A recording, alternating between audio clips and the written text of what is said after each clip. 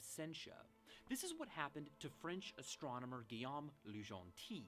In the 18th century, hundreds of people traveled far and wide to observe the transit of Venus from different locations on Earth. They knew that by comparing their measurements, they could calculate more accurately than ever before just how far away the sun was. So, Le Gentil left Paris in 1760 for Pondicherry in India.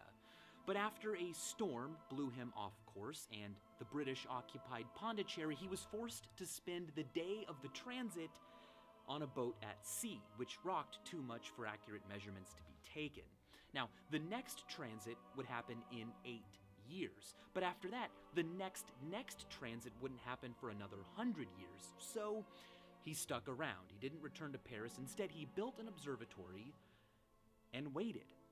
When he finally returned to Paris 11 years after leaving, he found that he had been declared dead.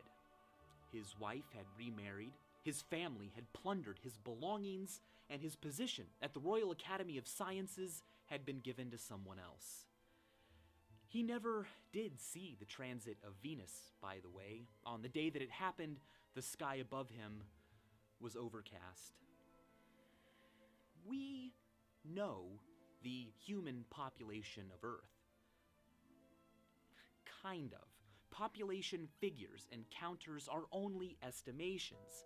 Individuals are best accounted for by real people in their real lives. But that doesn't always happen. Earlier this year, Janet Veal passed away in her apartment in Ringwood, Hampshire. Large portions of her body were eaten by her pet cats before she was discovered weeks later.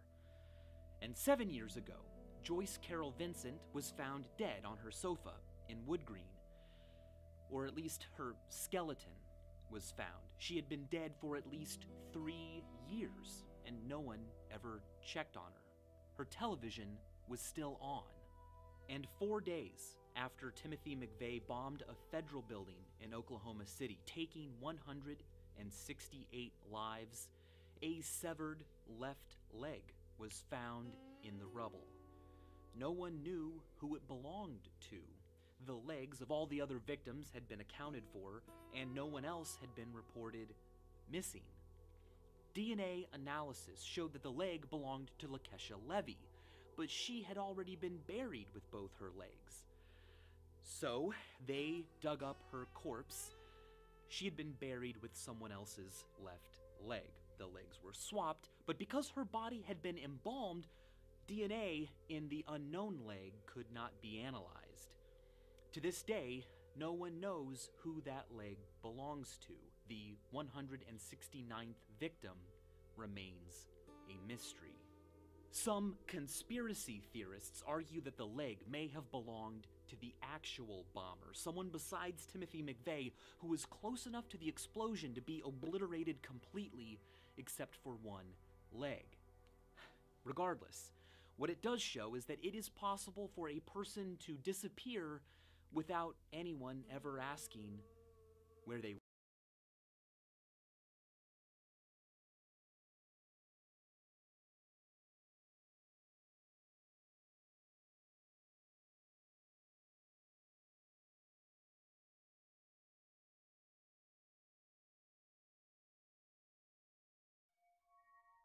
So I'm thinking of going to that sandy-coloured planet tonight. I've been there before, my friend. They aren't interested. They just don't care for it. Well, at least I can try.